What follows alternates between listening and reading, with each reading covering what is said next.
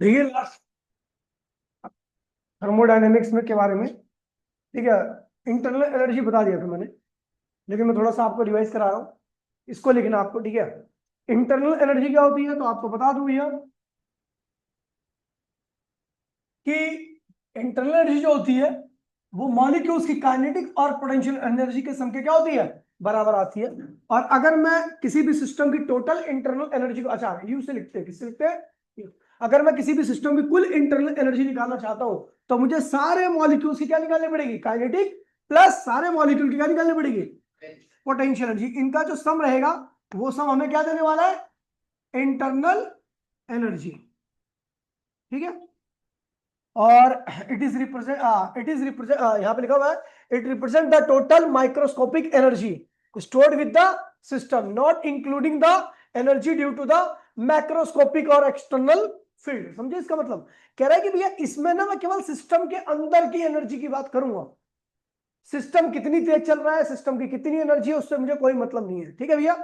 मान लीजिए इसे कुर्सी है, इस कुर्सी को मैंने चला फेंक दिया, इसके मॉलिक्यूल जितनी तेजी से वाइब्रेट करेंगे, मैं उस एनर्जी की बात कर रहा हूं। ये कितनी तेजी से चल रहा है, इससे मतलब सिस्टम की मोशन की वजह से कोई एनर्जी नहीं है, ये सिस्टम के अंदर जो एटम और मॉलिक्यूल है ना, उनकी वजह से एनर्जी है, ठीक है। सिस्टम कितनी तेजी से चल रहा है, उसके पास कितनी काइनेटिक है, ये उसकी इंटरनल एनर्जी पे कोई इंफ्लुएंस नहीं देगा, समझ गए।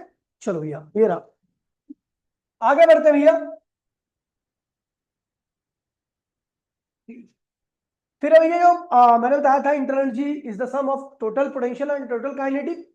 पोटेंशियल किस वजह से आती है, किसी भी सिस्टम के अंदर जो टोटल पोटेंशियल एनर्जी होती है वो किस वजह से आती है, तो मैंने आपको बताया था, सिस्टम के मॉलिक्यूल लगातार एक दूसरे पे क्या लगाते रहते हैं, फोर्स लगाते रहते हैं। और यदि फोर्स लगाते हैं तो फोर्स के, अगर दो मॉलिक्यूल एक दूसरे के ऊपर फोर्स लगा रहे हैं, मे बी अट्रैक्टिव और रिपल्सिव, तो भैया वहां पर एक एनर्जी आती है जिसको मैं क्या बोलता हूँ, पोटेंशियल एनर्जी बोलता हूँ। क्या बोलता हूँ, तो यहाँ पे लिखा हुआ है, molecules of real gas exert attraction और रिपल्शन, और फोर्स की वजह से कौन सी एनर्जी आती है भैया, पोटेंशियल एनर्जी। जब गैस का वॉल्यूम बढ़ेगा, ठीक है भैया, तो मॉलिक्यूल क्या होंगे, दूर दूर जाएंगे, यानी अट्रैक्शन के अगेंस्ट में काम हो रहा है। और जहां पर भी किसी फोर्स के अगेंस्ट में काम होता है वहां पर कौन सी एनर्जी आती है, पोटेंशियल एनर्जी। यहां लिखा हुआ है कि जब गैस का वॉल्यूम बढ़ेगा तो मॉलिक्यूल क्या होंगे भैया, दूर जाएंगे, और work done against the attractive force होगा। और जहां पर अट्रैक्टिव फोर्स की वजह से वर्क डन होता है वहां पर सिस्टम की एनर्जी क्या होती है भैया, बढ़ जाती है, कौन सी, पोटेंशियल एनर्जी। तो यहाँ पे लिखा हुआ है, potential energy directly equal to volume of gas. ये मैंने आपको कल की क्लास में बताया था, ठीक है। अभी मैं, ध्यान रखना, अगर सिस्टम की पोटेंशियल एनर्जी बढ़ानी है, सिस्टम की इंटरनल एनर्जी बढ़ानी है, तो आप क्या करो, गैस का वॉल्यूम क्या करो, बढ़ा दो। गैस का वॉल्यूम बढ़ाओगे, मॉलिक्यूल्स के बीच में सेपरेशन बढ़ेगा, और जैसे ही मॉलिक्यूल्स के बीच में सेपरेशन वो बढ़ा, तो समझ जाना आपने अट्रैक्टिव फोर्स के अगेंस्ट में काम किया है। और जहां किसी भी फोर्स के अगेंस्ट में काम होता है, आप सबको पता है, वहां पर एनर्जी क्या होती है, बढ़ जाती है सिस्टम की। यानी potential energy of system is directly equal to volume. समझ गया, आगे बढ़ते हैं। यहां लिखा हुआ है, मॉलिक्यूल पास में रहेंगे तो अट्रैक्शन क्या रहेगा, स्ट्रांग रहेगा। और अट्रैक्शन जब स्ट्रांग रहता है ना, तो पोटेंशियल एनर्जी क्या होती है, कम होती है। जैसे एग्जांपल मैं दे रहा हूं कि चेयर को मैंने थोड़ा सा उठाया, चेयर को मैंने ज्यादा उठाया, जब चेयर अर्थ के पास में थी तब अट्रैक्शन ज्यादा था, ये चेयर अर्थ से दूर हो गई तब अट्रैक्शन ज्यादा है। जब वो पास में थी, जब चेयर धरती के पास में थी तो अट्रैक्शन क्या था, ज्यादा था, लेकिन एनर्जी क्या थी, कम थी। यानी जब अट्रैक्शन ज्यादा होगा तो चीज में, तो पोटेंशियल क्या होगी, कम होगी। लेकिन जब मैंने चेयर को ज्यादा ऊपर उठा दिया तो अब दूरी बढ़ गई, अट्रैक्शन क्या हो गया, कम हो गया, लेकिन एनर्जी क्या होगी, बढ़ गई है ना। समझ गया, तो इसलिए मॉलिक्यूल जब दूर जाता है तो उसकी एनर्जी क्या होती है, बढ़ जाती है। इसकी वजह से सिस्टम की इंटरनल एनर्जी भी क्या होती है, बढ़ जाती है, ठीक है। अच्छा, अगर मॉलिक्यूल दूर रहेगा तो अट्रैक्शन कम हो जाएगा, एनर्जी क्या होगी भैया, बढ़ जाएगी। मैंने पहले बता रखा है आपको, ठीक है भैया। एग्जाम्पल, जब हम गैस को कंप्रेस करते हैं तो मॉलिक्यूल क्या होता है भैया, पास पास में आ जाते हैं, अट्रैक्शन क्या होता है भैया, बढ़ जाता है, और पोटेंशियल एनर्जी क्या होती है, कम हो जाती है। लेकिन जब गैस को हम फैला देते हैं तो मॉलिक्यूल्स के बीच में सेपरेशन क्या होता है भैया, बढ़ जाता है, अट्रैक्शन कम हो जाता है, पोटेंशियल एनर्जी क्या होती है, बढ़ जाती है। ठीक है भैया, समझ गए, आगे बढ़े। अब बात करते हैं काइनेटिक, ठीक है भैया। तो काइनेटिक एनर्जी आपको बता दो भैया हमेशा मोशन की वजह से आती है, लेकिन मॉलिक्यूल की काइनेटिक एनर्जी वो भी क्या होगी, उनकी मोशन की वजह से आएगी। ठीक है, क्या लिखा हुआ है, molecules of gas are always क्या होता है भैया, मोशन में होते हैं। कैसी मोशन होती है, ट्रांसलेशनल, रोटेशनल और वाइब्रेशनल। और कोई सी भी मोशन हो, मोशन की वजह से एक एनर्जी आती है, उसको हम क्या कहते हैं भैया, काइनेटिक एनर्जी। और लिखा हुआ है कि भैया ये जो वाइब्रेशन होती है, ये जो मोशन होती है मॉलिक्यूल की, वो बढ़ती है टेम्परेचर के बढ़ने के साथ। इसका मतलब kinetic energy of system is directly equal to temperature. जितना ज्यादा टेम्परेचर रहेगा उसके अंदर के मॉलिक्यूल्स की काइनेटिक एनर्जी क्या होगी, उतनी ही अधिक रहेगी। लिखा हुआ है the temperature of the gas increases the molecules of motion become क्या भैया, तेज हो जाएगी, और एवरेज काइनेटिक एनर्जी क्या होगी, बढ़ जाएगी। नहीं, kinetic energy directly equal to temperature. कोई दिक्कत तो नहीं भैया,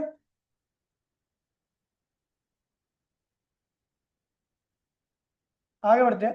ठीक है, अच्छा, ये आप निकालोगे बाद में कि एक मॉलिक्यूल की जो काइनेटिक एनर्जी होती है वो क्या होती है, 3/2 केवीटी। अब यहां पर बता दूं आपको के क्या है,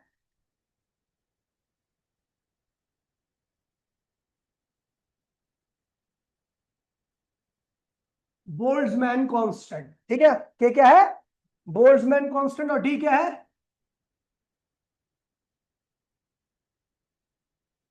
एब्सोल्यूट टेम्परेचर। एब्सोल्यूट टेम्परेचर का मतलब टेम्परेचर इन केल्विन।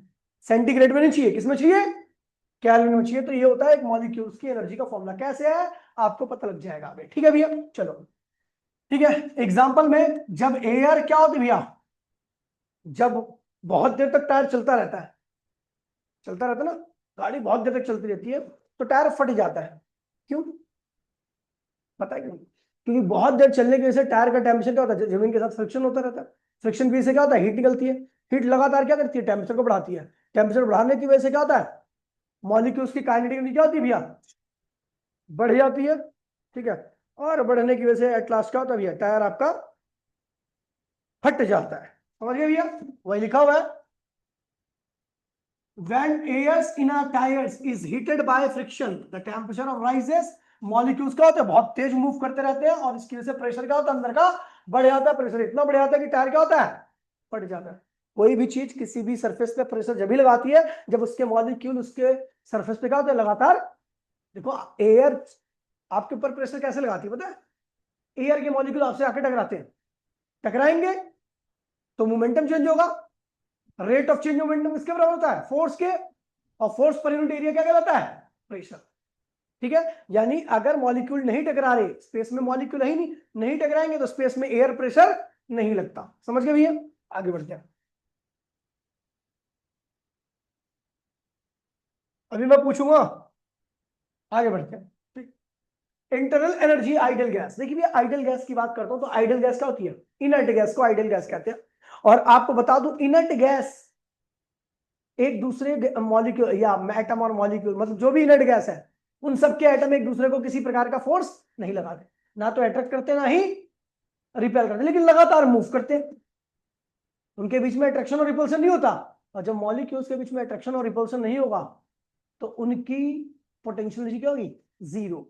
यानी आइडल गैस के मॉलिक्यूल्स के भी मॉलिक्यूल्स की अगर मैं पोटेंशियल एनर्जी की बात करूंगा, तो हमेशा क्या आएगी, जीरो आएगी, क्योंकि मॉलिक्यूल्स के बीच में कोई अट्रैक्शन और रिपल्सन नहीं होता। लेकिन हाँ, मूव करते रहते हैं, इसलिए उनके पास क्या होगी, काइनेटिक होगी। ठीक है भैया, तो वही लिखा हुआ है, for ideal gas there are no intermolecular force of attraction और रिपल्सन। तो इसलिए इनके बीच में पोटेंशियल एनर्जी क्या होगी भैया, जीरो रहेगी। पोटेंशियल एनर्जी वाला कंपोनेंट क्या होगा, गायब रहेगा। इनके पास क्या होगी, टोटल इंटरनल एनर्जी किसके बराबर होगी हमेशा, काइनेटिक के बराबर। पोटेंशियल का कोई रोल नहीं होगा। लिखा हुआ है, internal energy of an ideal gas is हमेशा क्या होगी भैया, टेम्परेचर पर ही डिपेंड करेगी, वॉल्यूम पे डिपेंड। आइडियल गैस के लिए वॉल्यूम बढ़ा लो घटा लो, उसकी इंटरनल एनर्जी पे कोई फर्क पड़ने वाला, ये ध्यान रखना, बहुत तगड़ा कंसेप्ट है। Internal energy of ideal gas depends only on temperature, not its volume. Volume पे डिपेंड नहीं करता, बढ़ाओ घटाओ उनके बीच में अट्रैक्शन ही नहीं होगा भैया, कोई दिक्कत ही नहीं है। समझ गया, तो इसलिए हमेशा इनकी एनर्जी टेम्परेचर के ही डायरेक्टली होती है, ना कि वॉल्यूम के। समझ गए, आगे बढ़ते हैं भैया।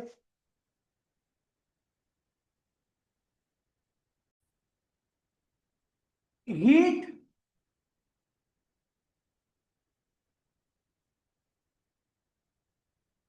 Heat and work. Heat and work. Heat क्या होती है और वर्क क्या होता है, बताओ जरा मेरे को, आपको क्या पता है? हीट क्या होती है? Heat is a form of energy, बिल्कुल भैया। वर्क क्या होता है? Work is a mode of transfer of energy. समझ गया? वर्क कोई एनर्जी नहीं है, लेकिन एनर्जी सप्लाई करता है। ये क्या करता है? मैं किसी पे वर्क करूंगा तो उसके अंदर क्या आएगी? एनर्जी आ जाएगी। समझ गए भैया? तो आप वर्क को एनर्जी नहीं बोलोगे, क्या बोलोगे? Mode of transfer of energy. तो अगर हम बात करेंगे हीट की, तो हीट क्या भैया?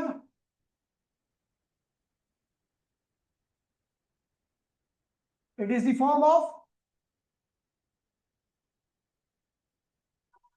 the form of energy which flow from flow from higher to lower temperature till temperature become क्या होगा? तो भैया ये एनर्जी की फॉर्म है जो हमेशा कहां से कहां पे ट्रांसफर होती है? Higher to lower temperature. कब तक? जब तक कि दोनों बॉडी का टेम्परेचर क्या हो जाए? सेम ना हो जाए। वर्क क्या? वर्क क्या? Mode of transfer of energy. ठीक है? Energy is directly equal to work done. Work, आप जितना ज्यादा वर्क करोगे सिस्टम के अंदर, उतनी ज्यादा क्या होगी भैया? एनर्जी आएगी। ठीक है भैया? एसआई यूनिट क्या होगी इसकी? अगर मैं इसकी बात करूं, इसकी एसआई यूनिट क्या होगी?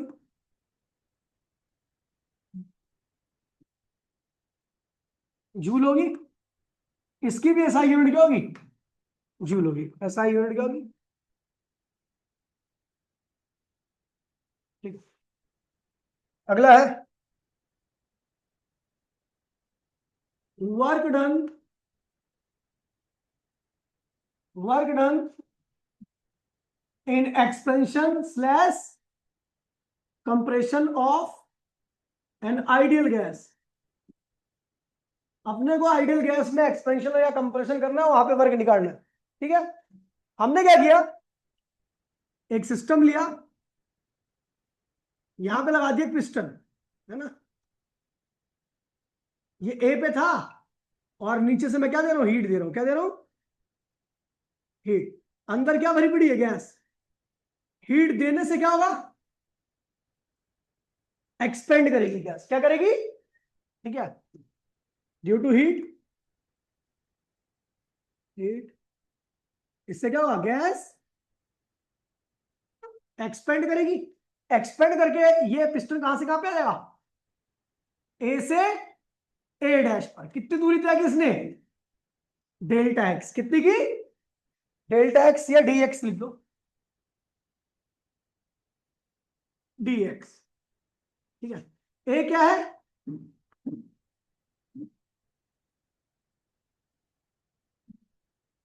यहां से आप ये यहां से यहां पे मूव करके आ गए। ठीक है? नीचे से हीट दी, अंदर का प्रेशर बढ़ा। प्रेशर क्यों बढ़ा? क्योंकि हीट देने से चीजें क्या होती है? एक्सपेंड करती है। प्रेशर बढ़ेगा ना? प्रेशर बढ़ेगा तो ये पिस्टन कहां चलेगा? ए से ए डैश जाएगा। ठीक है? अब ए से ए डैश, अच्छा ए क्या है? Area of piston. Area of piston. अच्छा, इसके ऊपर इस प्रकार से क्या हुआ? प्रेशर लगा। इसके ऊपर इस प्रकार से क्या लगा? और उस प्रेशर ने इसको, इस पिस्टन को कहां से कहां पे धकेल दिया? ए से ए डैश पे। तो वर्क क्या होगा? देन वर्क क्या होता है भैया? सबको पता है, फोर्स इनटू में डिस्प्लेसमेंट। तो भैया यहां पर डिस्प्लेसमेंट क्या है?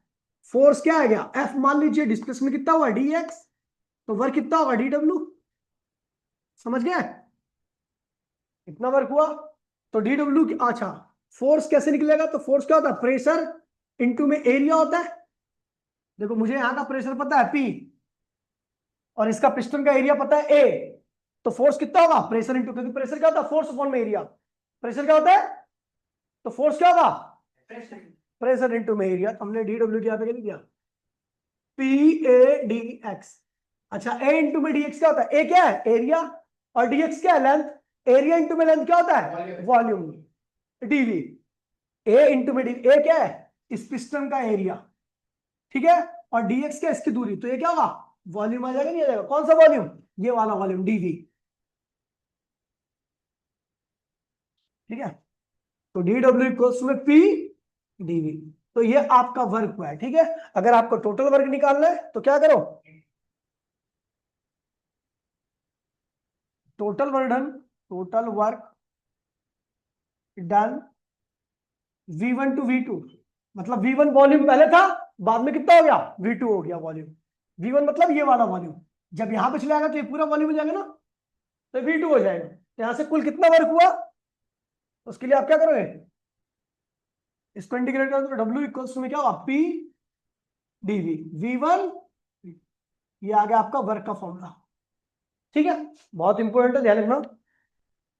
PV ये मतलब कि आपका वर्क डन आ गया, एक्सपेंशन या कंप्रेशन। अगर आपको एक्सपेंशन और कंप्रेशन में चेंज इन वॉल्यूम पता है तो आप वहां से वर्क निकाल सकते हो। इसको आप ऐसे लिख सकते हो, वर्क इक्वल्स में प्रेशर इंटू में डेल्टा V। वर्क क्या होता है?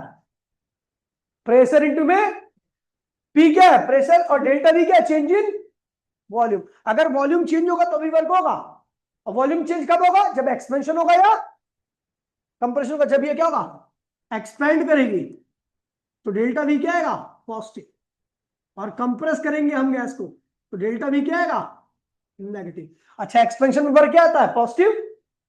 ऐसी अगर मैं एक्सपेंशन का वर्क देखूं, एक्सपेंशन का, तो वर्क क्या आएगा? पॉजिटिव। और कंप्रेशन का वर्क देखूं तो कंप्रेशन का वर्क देखूं तो क्या आएगा? नेगेटिव।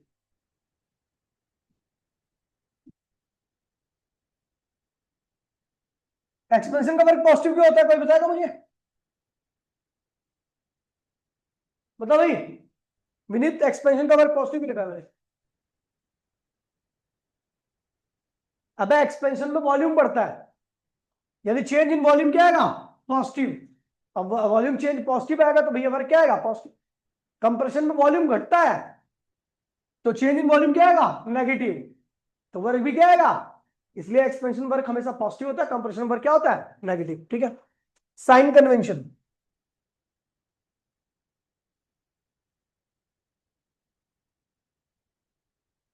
साइन कन्वेंशन में ध्यान रखना है, हीट अगर एब्जॉर्ब होगी, हीट एब्जॉर्ब,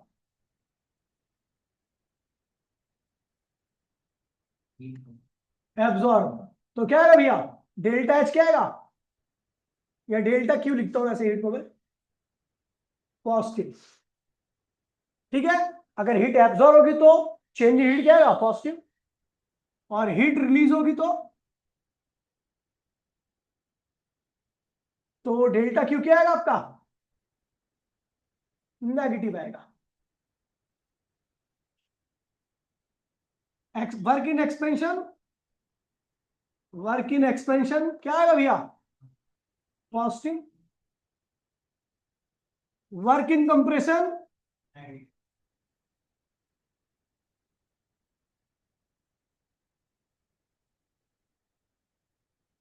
क्या है भैया? नेगेटिव है। ठीक है, इंटरनल एनर्जी बढ़ेगी ना,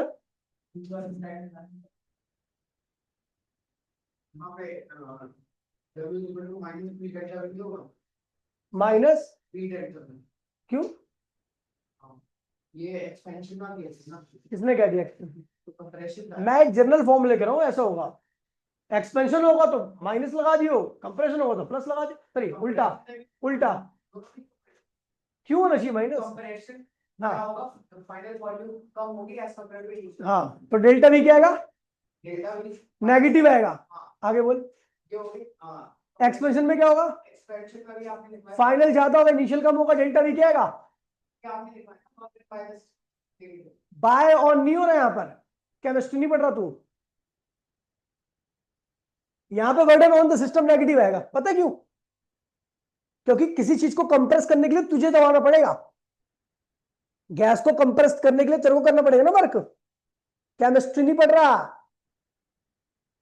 केमिस्ट्री नहीं पढ़ रहा कि तू किसी चीज पे वर्क कर रहा है तो वो पॉजिटिव हो जाएगा वर्क। मैं कह रहा हूं अगर यहां पर सिस्टम एक्सपेंड करेगा तो वर्क पॉजिटिव, और सिस्टम कंप्रेस करेगा तो वर्क, समझा? मैं जानता हूं तो केमिस्ट्री के भाषण लेके आ रहा है यहां पर, ठीक है? उसका लॉजिक ही गलत है। बताऊं, एक्सपेंशन अपने आप हो सकता है, कंप्रेशन अपने आप हो सकता है, कंप्रेशन अपने आप हो सकता है। फिर और जब एक्सपेंशन होगा तो वॉल्यूम बढ़ेगा कम होगा? बढ़ेगा। तो डेल्टा वी क्या है, नेगेटिव या पॉजिटिव? पॉजिटिव। तो वर्क पॉजिटिव, क्योंकि प्रेशर नेगेटिव नहीं होता, प्रेशर कभी नेगेटिव हो ही नहीं सकता, मिनिमम से मिनिमम जीरो। समझा? नहीं समझा? ठीक है, चलो आगे बढ़ते भैया। ठीक है, वर्ड इन कंप्रेशन क्या आएगा, नेगेटिव आएगा। ठीक है, पांचवा इंटरनल एनर्जी इंक्रीज करेगी तो डेल्टा यू क्या आएगा, पॉजिटिव। और छठा internal energy decrease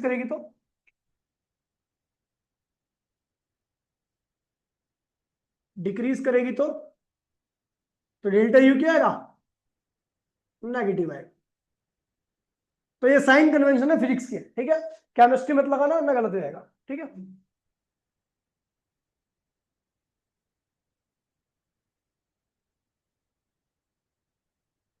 pressure and volume relation. ठीक है, मैंने क्या किया, पिस्टन ले लिया, ऐसा क्लोज चैम्बर है पूरे का पूरा,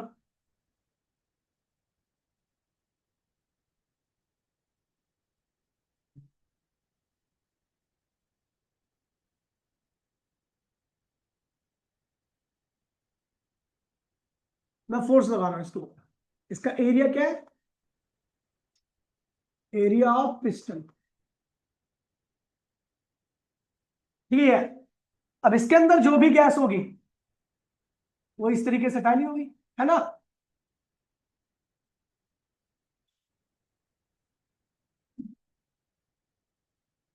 फैली होगी। ठीक है, तो यदि मैं, ध्यान देना, ये इसका वॉल्यूम क्या, वी, वॉल्यूम क्या है, वी क्या, volume of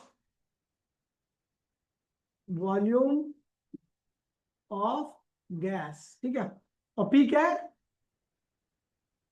pressure of gas. ठीक है, ध्यान रखना, इन एक्सपेंशन। अच्छा ये क्या है, कांस्टेंट, ये फिक्स है। अच्छा गैस का अमाउंट क्या है, अमाउंट ऑफ गैस क्या है, गैस इन कंटेनर, कंटेनर क्या है भैया, फिक्स।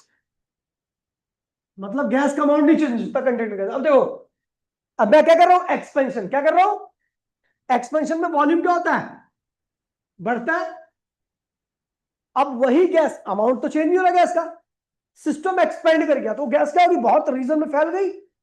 जब गिवन गैस फैल जाती है तो उसकी वजह से प्रेशर की वैल्यू क्या होती है, कम हो जाती है भैया।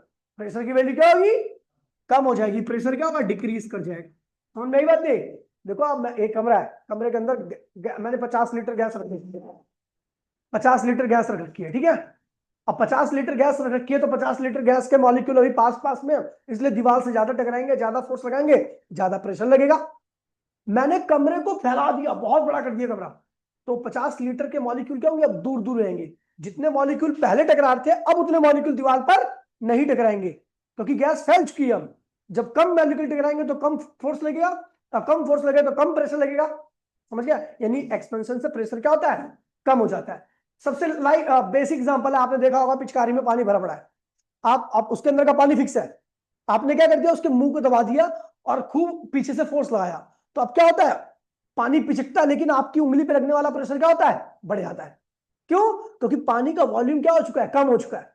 अब मॉलिक्यूल पास पास में आ गए, ज्यादा मॉलिक्यूल आपके हाथ पे टकरा रहे हैं, तो ज्यादा फोर्स लगाएंगे, ज्यादा प्रेशर लगाएंगे। यानी वॉल्यूम कम होने से प्रेशर बढ़ता है, और वॉल्यूम बढ़ने से प्रेशर क्या होता है। तो भैया एक्सपेंशन में प्रेशर, वॉल्यूम बढ़ेगा लेकिन प्रेशर क्या होगा, कम होगा। लेकिन इन कंप्रेशन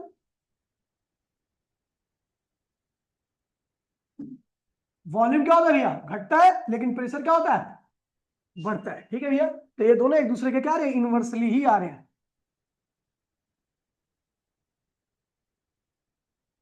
आप देखोगे, अच्छा एक्स ये पी है, ये वी है, यहां पर प्रेशर कम हो रहा है, क्यों, क्योंकि एक्सपेंशन हो रहा है।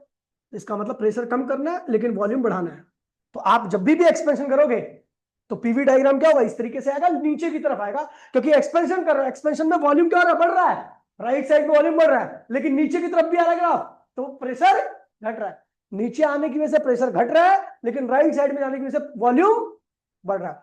लेकिन अगर मैं कंप्रेशन करता हूं तो ये ग्राफ क्या होगा, नीचे से ऊपर की तरफ जाएगा, क्योंकि भैया कंप्रेशन करोगे तो वॉल्यूम लेफ्ट में भी आ रहा है ग्राफ, ऊपर भी जा रहा है, लेफ्ट में आने से वॉल्यूम कम हो रहा है, ऊपर से बढ़ रहा है तो प्रेशर क्या हो रहा है, तो भैया ये एक्सपेंशन में होगा और ये क्या होगा, कंप्रेशन में होगा। फिर आते हैं भैया पीवी डायग्राम पर।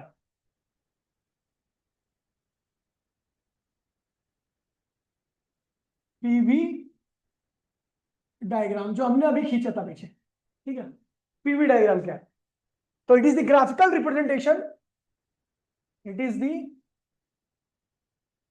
Graphical representation in between pressure and volume.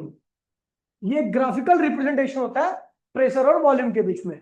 अगर मैं एक्सपेंशन करूंगा तो आप सबको पता है ये डायग्राम क्या होगा, नीचे आएगा, और कंप्रेशन करूंगा तो डायग्राम क्या होगा,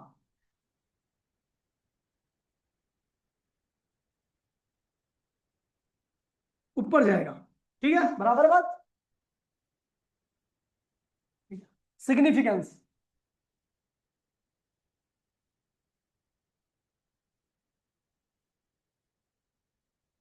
significance of PV diagram, area under the PV diagram, area under the PV diagram, under मतलब कि लाइन के नीचे, इस लाइन के नीचे, इस लाइन के नीचे का एरिया, तो area under the PV diagram, area under the PV diagram, diagram gives us total work done in expansion slash compression। जो भी पीवी डायग्राम में आपका एरिया रहेगा वो हमेशा वर्डन देगा, एक्सपेंशन में या कंप्रेशन में। एक्सपेंशन होगा तो वर्क क्या आएगा, पॉजिटिव, कंप्रेशन होगा तो वर्क क्या आएगा, नेगेटिव आएगा। ठीक है भैया, अब निकाल लेते हैं एरिया भी। ठीक है, area under the PV diagram,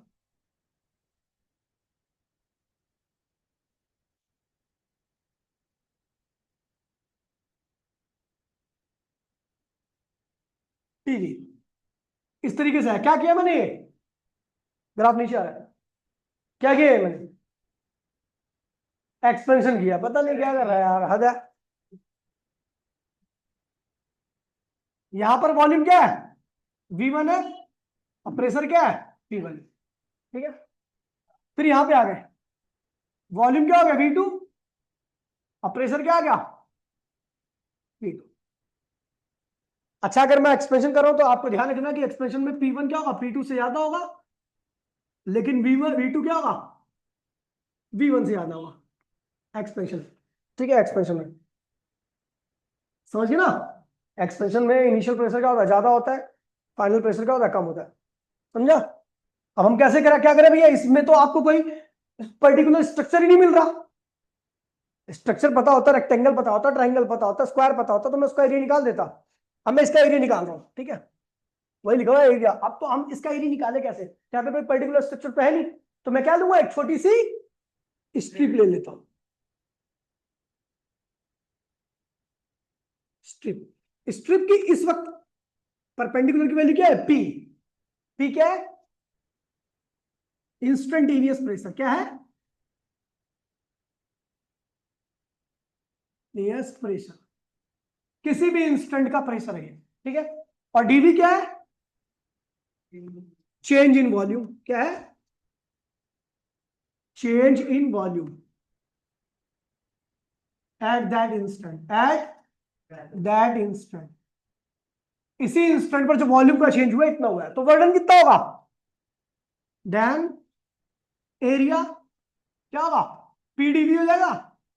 अब भाई ये रेक्टेंगल है ना, रेक्टेंगल का होता लंबाई गुणे में लंबाई कितनी है और चौड़ाई कितनी है, डीवी। तो एरिया क्या हो गया?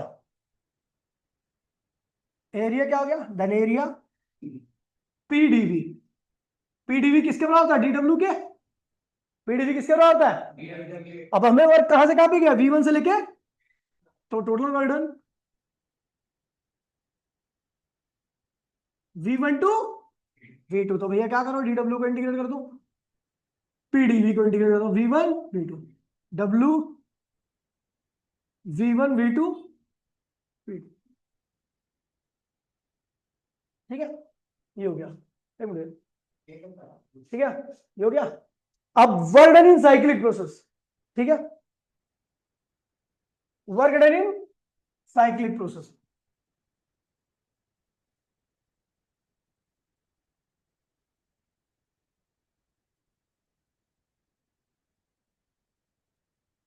साइक्लिक प्रोसेस में मुझे वर्क निकालना है। साइक्लिक सोचते हो, एक बार एक्सपेंशन हुआ, एक बार फिर क्या हो गया? कंप्रेशन।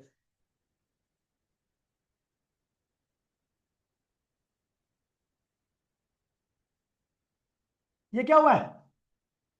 एक्सपेंशन हुआ है। क्या हुआ है? क्योंकि ग्राफ नीचे आया और सीधा राइट साइड में गया, तो क्या हुआ? एक्सपेंशन। ए से बी पे आया, ये क्या हुआ? कंप्रेशन हुआ। ठीक है, तो मैं पता वर्क कैसे निकलेगा साइक्लिक प्रोसेस में। ठीक है, तो पहले निकालेंगे work, total work done, total work done A to B then B to A. कैसे निकलेगा? तो भैया इसके नीचे का एरिया निकाल लो, तो क्या हुआ? एक्सपेंशन का वर्क आ गया। इसके नीचे का एरिया निकाल लो, कंप्रेशन का। दोनों को वर्क को जोड़ दो, क्या गया? Total work done in cyclic process. तो अब करते भैया, तो क्या हुआ? वर्क डन इन एक्सपेंशन यानी A to B plus work done in compression यानी बी टू ए। समझ गया? तो ये हो जाएगा आपका साइकिल। और अच्छा ये देखो, ये वाला वर्क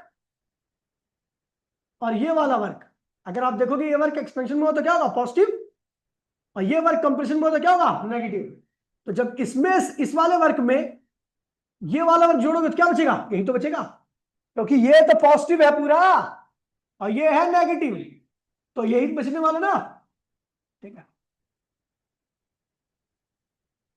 ठीक है, तो वर्क क्या आ गया? Work done